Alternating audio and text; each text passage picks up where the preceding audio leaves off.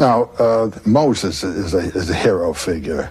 In his ascent of the mountain, his meeting with Yahweh on the summit of the mountain, and coming back with the rules for the formation of a whole new society. That's the hero act. Departure, fulfillment, return. And on the way, there are adventures that can be paralleled also in other traditions. Now, the Buddha figure, it's like that of the Christ.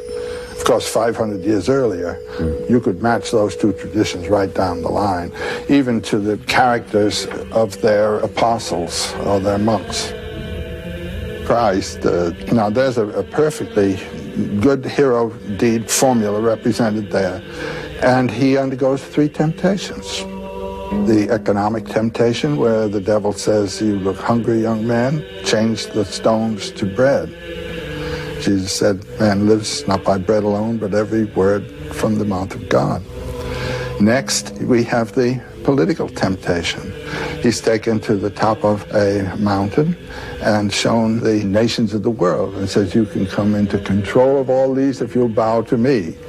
And then, "No, you're so spiritual. Let's go up to the top of Herod's temple and see you cast yourself down, and God will bear you up and you won't even bruise your heel." So he says, "You shall not tempt the Lord your God."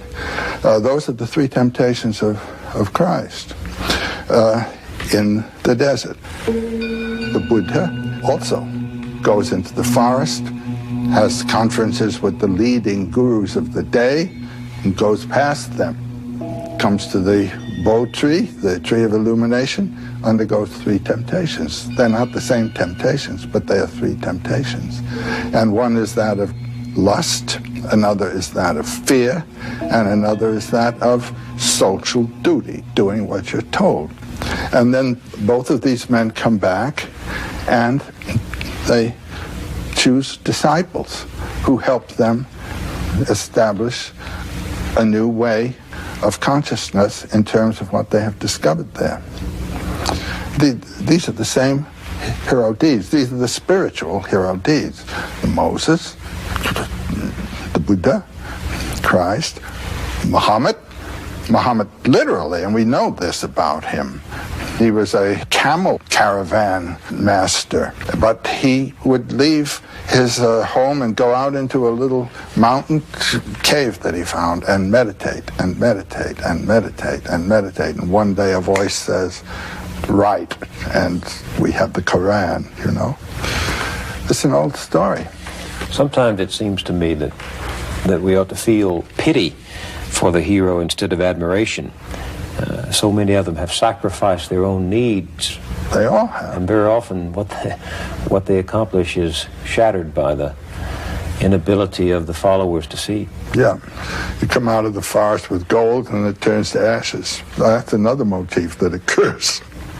In this culture of easy religion, cheaply achieved, it seems to me we've forgotten that all 3 of the great religions teach that the trials of the hero journey are a significant part of it, that there's no reward without renunciation and without a price. The Quran speaks, "Do you think that you shall enter the garden of bliss without such trials as come to those who passed before you?" Well, if you realize what the real problem is, and that is of losing primarily thinking about yourself and your own self-protection, losing yourself, giving yourself to another. That's what a trial in itself, is it not? Mm-hmm. There's a big transformation of consciousness that's concerned.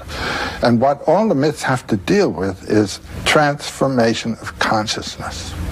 That you're thinking in this way, and you have now to think in that way. Well, how is the consciousness transformed? By the trials. The test that the hero Tests undergoes. or certain illuminating revelations. Trials and revelations are what it's all about.